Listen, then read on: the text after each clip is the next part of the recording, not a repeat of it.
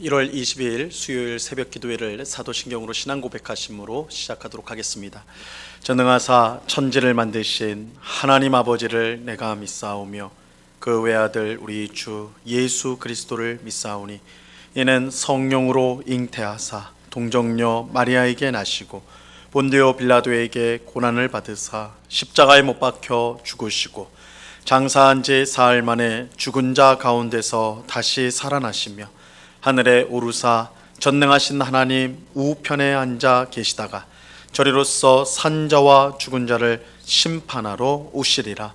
성령을 믿사오며 거룩한 공예와 성도가 서로 교통하는 것과 죄를 사하여 주시는 것과 몸이 다시 사는 것과 영원히 사는 것을 믿사옵나이다. 아멘. 찬송가 499장 흑암에 사는 백성들을 보라, 우리 같이 찬양하도록 하겠습니다. 이전 통일 찬송가는 277장 찬송입니다. 흑암에 사는 백성들을 보라, 수많은 심령 멸망하겠네. 그 누가 갈까 주의 복음 들고 생명을 구원하는 곳으로. 큰 권세 주께 있으니, 큰 권세 주께 있으니 너는 가서 주의 복음 전하라. 주가 너 항상 지키리라.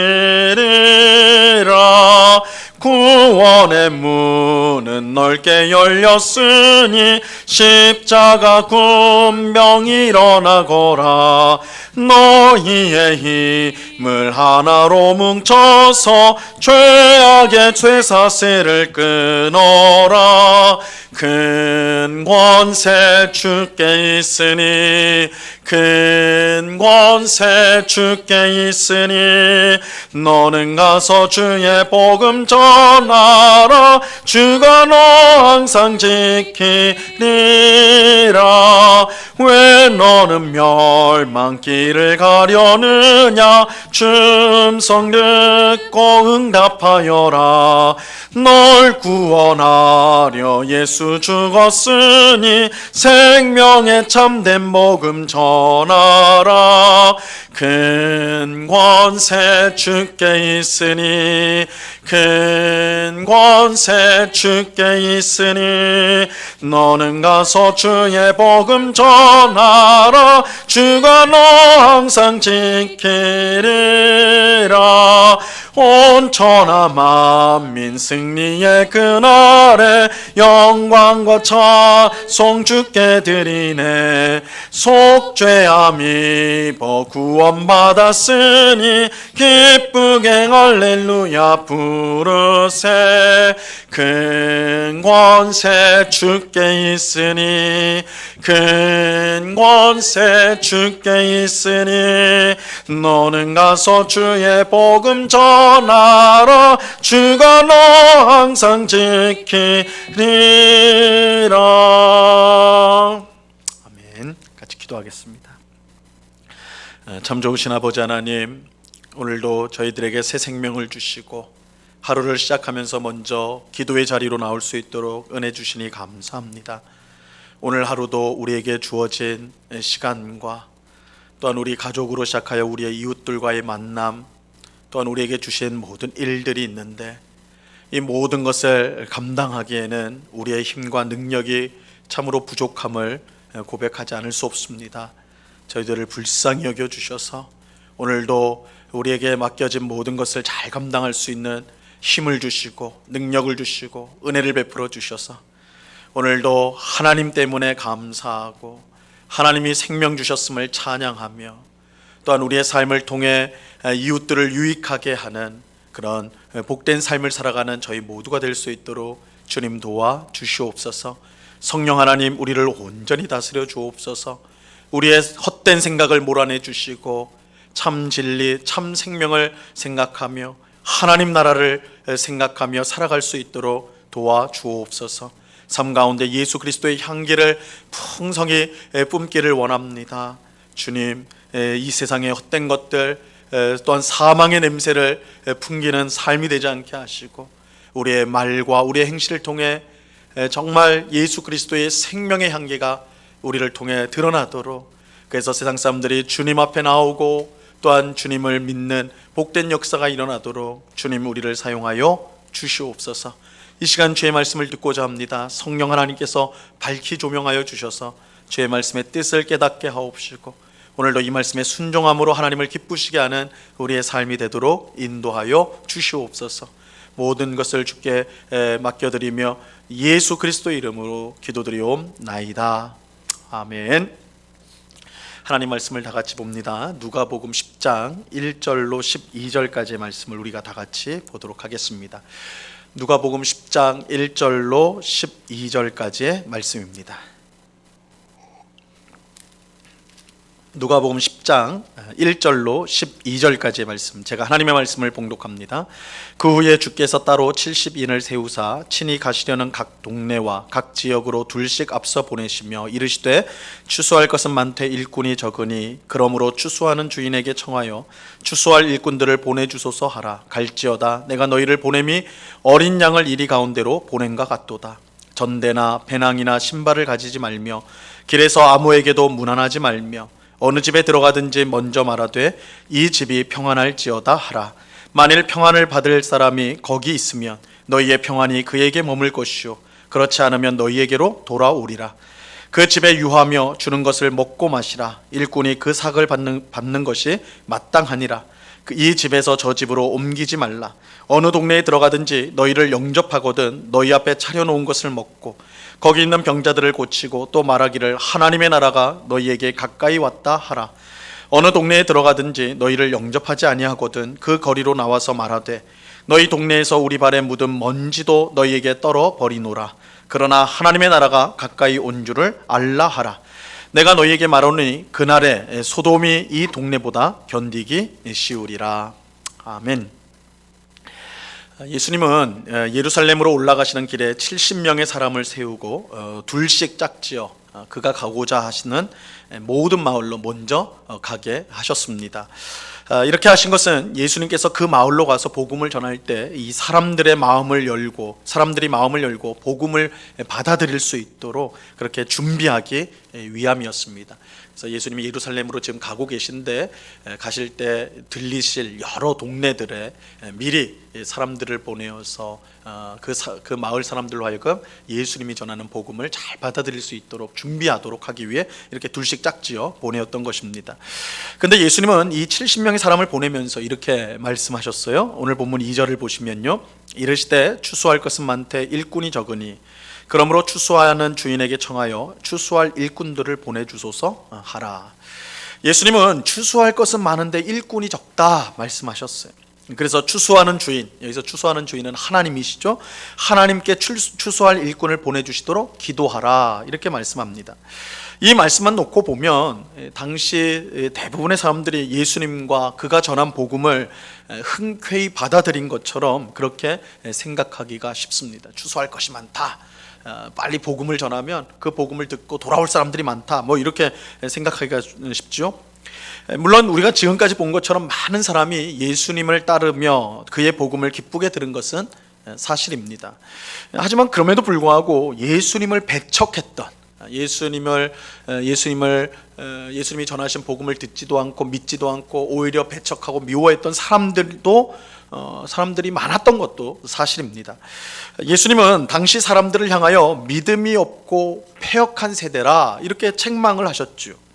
그러면서 내가 얼마나 너희와 함께 있으며 너희를 얼마나 참아야 하느냐 이렇게 한탄하시기까지 하셨습니다.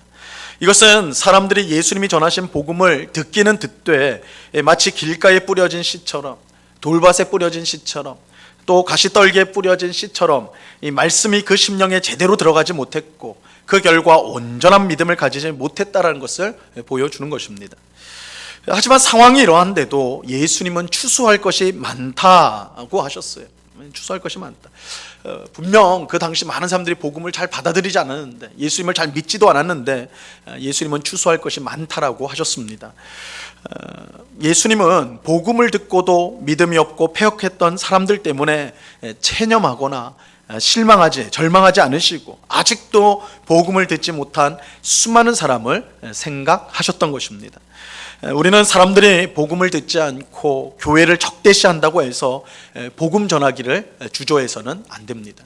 오늘날 한국 교회가 참으로 세상 사람들의 손가락질을 당하고 지탄을 받으니까 우리가 무슨 말을 해도 세상 사람들 안 들어줄 거니까 우리 복음 전하지 말고 지금은 잠잠히 있자 이렇게 생각하고 말하기가 쉽단 말이에요. 하지만 여전히 이 복음을 듣지 못한 사람들이 많다는 것을 우리는 기억해야 됩니다. 우리는 복음을 듣지 않는 사람들 때문에 실망할 것이 아니라 이 바울이 디모데에게 명령했던 것처럼 때를 얻든지 못 얻든지 항상 복음을 전하는 일에 힘써야 하는 것입니다. 예수님께서 아직 복음을 듣지 못한 사람들이 많다, 추수할 것이 많다 이렇게 말씀하셨던 것처럼 우리도 오늘 우리 시대에도 추수할 것이 많다라는 사실을 꼭 기억하고 복음을 전하는 일에 힘써야 하는 것입니다. 한편 예수님은 70명의 사람을 짝지어 보내면서 너희를 보냄이 어린 양을 이리 가운데로 보낸가 같다고 말씀을 하셨어요. 추수할 것이 많다고 해서 복음을 전하는 일이 수월하게 진행된다는 것은 아니라는 것이죠. 복음을 듣고 구원받는 사람도 많겠지만 복음에 극렬하게 저항하는 사람들도 많을 것입니다. 우린 이러한 사실을 사도행전을 통해서 확인할 수가 있어요. 사도행전은 복음이 예루살렘과 온 유대와 사마리아와 땅끝까지 전파되는 과정을 우리에게 보여줍니다. 하지만 복음이 전파되는 과정 가운데 항상 극렬한 반대와 핍박이 따랐습니다. 복음을 전하는 사도들과 전도자들은 예수님의 말씀처럼 마치 이리 가운데 있는 어린 양과 같은 신세가 될 때가 많았어요. 세상은 예수님이 우리의 왕이며 우리가 현재의 삶을 회개하고 왕이신 예수님께 순종해야 된다는 이 복음의 메시지를 싫어합니다. 복음이 뭐예요? 복음은 예수님이 우리의 왕이시다. 세상이, 물질이 우리의 왕이 아니라 예수님이 우리의 왕이시다. 그래서 현재의 삶을 우리가 회개해야 된다. 돌이켜야 된다. 그리고 우리의 왕이신 예수님께 순종해야 된다. 거기에 영생이 있다. 구원이 있다. 이것이 이제 복음의 메시지인데 세상 사람들이 이런 메시지를 싫어해요. 그렇게 복음을 전하는 사람은 복음으로 인한 미움과 핍박을 당연한 것으로 여겨야 합니다. 이런 점에서 복음을 전하는 것은 단순히 사람들을 교회로 인도하는 것이 아니라 세상과 사탄을 왕으로 섬기며 자기 탐욕대로 살아가는 사람들에게 이 세상의 진정한 왕은 예수님이며 예수님에게 돌아와야만 영생을 얻을 수 있다고 일단은 일종의 선전포고를 하는 것입니다. 이 복음을 전하는 것의 성격이 이렇다는 거예요. 복음이 이런 성격을 갖고 있기 때문에 복음을 전하는 사람은 온갖 위험을 감수할 각오를 해야 하는 것입니다. 예수님은 70명의 사람에게 이 구체적인 이제 행동 지침을 계속해서 주십니다. 4절과 5절을 보세요. 전대나 배낭이나 신발을 가지지 말며 길에서 아무에게도 문안하지 말며 어느 집에 들어가든지 먼저 말하되 이 집이 평안할지어다 하라. 예수님은 이 70명의 사람들, 짝지어서 보낼 이 70명의 사람들에게 이 전대라는 것은 지갑이죠. 지갑과 배낭 그리고 신발을 가지지 말라 이렇게 하셨어요. 사실 이러한 것들은 있어도 되고 없어도 그만인 이 사치품이 아니라 여행을 위해서는 꼭 필요한 필수품이죠. 우리 여행을 하는데 지갑을 가져가는 거, 자기 물건을 챙길 배낭을 메는 거, 신발을 가지는 거, 이거 당연한 거 아닙니까? 꼭 필요한 물품이란 말이에요. 하지만 예수님은 이런 것들을 가지고 가지 말라고 말씀하고 있어요. 이것은 우선 이 복음을 전하는 일 외에 다른 어떤 일에 시간을 낭비해서는 안 된다는 뜻입니다. 내가 지금 어느 마을에 가서 복음을 전해야 되는데 돈이 얼마 없으니까 이거 어떻게 하나? 이 걱정하게 될 거 아니에요? 배낭에 뭘 넣어야 되나? 이렇게 생각을 한단 말이에요. 그러니까 그런 걱정하지 말고 복음을 전하는 일에 집중해야 된다라는 뜻이 담겨져 있어요. 그런데 이 명령에는 좀 더 깊은 뜻이 담겨 있는데 그것은 복음을 전하는 일을 하는 사람의 필요를 하나님이 친히 채워 주신다는 거예요. 우리는 당장 지갑과 배낭, 신발을 가지면 안 된다는 이 말씀을 들을 때에 그러면 우리가 어떻게 낯선 마을, 내가 알지 못하는 마을에 가서 복음을 전할 수 있을까? 준비도 안 돼 있는데 어떻게 할 수 있을까? 이런 생각 때문에 막막해지죠. 생존을 위해 필요한 기본적인 것조차 없는데 어떻게 복음을 전할까 걱정하지 않을 수 없는 거예요.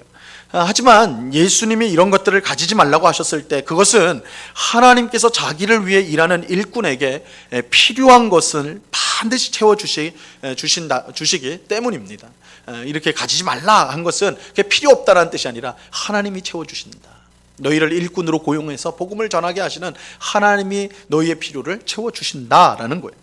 실제로 오늘 본문 7절에서 예수님은 일꾼이 그 삭을 받는 것이, 그 삭을 받는 것이 마땅하다 이렇게 말씀하고 있죠. 이 복음을 전하는 사람은 하나님께서 책임져 주실 것을 믿어야 돼요. 하나님은 성도인 우리의 아버지가 되셔서 우리가 필요한 것을 미리 아시고 또한 제때에 채워주십니다. 하물며 복음을 전하는 사람을 하나님은 절대 그냥 내버려 두시는 법이 없으세요. 반드시 그 필요를 채워주십니다. 우리는 이것을 믿고 복음 전하는 일에 최선을 다해야 되는 것입니다. 예수님은 또 길에서 누구를 만나도 인사하지 말라고 말씀을 하세요.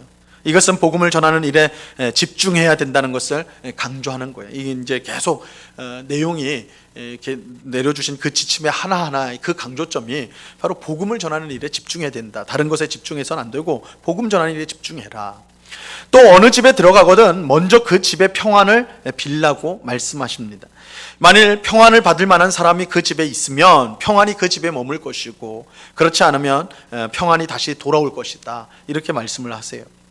이것은 복음을 전하는 사람이 평안을 가져다 줄 수 있는 능력이 있다라는 뜻은 아닙니다. 이 평안은 하나님이 주시는 것이죠. 우리가 평안을 받아라 해서 평안이 주어지는 건 아니에요. 평안은 하나님이 주시는 거예요. 예수님이 평안을 빌라고 하신 것은 복음을 전하는 사람을 영접하고 또 돕는 사람에게 하나님의 복이 임한다는 것을 알려주기 위해서입니다. 하나님은 복음을 전하는 사람만이 아니라 그를 돕는 사람, 복음을 전파하는 일에 협력하는 그 사람에게 또한 복을 내려주십니다. 또 복음을 전하는 사람은 자신을 영접한 사람 집에 거하면서 주는 것을 먹고 마시는데 혹 다른 집에서 더 좋은 대우를 해주겠다, 우리 집에 오면 더 맛있는 거, 더 편안한 방을 주겠다 이렇게 말한다고 해서 옮겨서는 안 된다 이렇게 주님이 말씀하세요.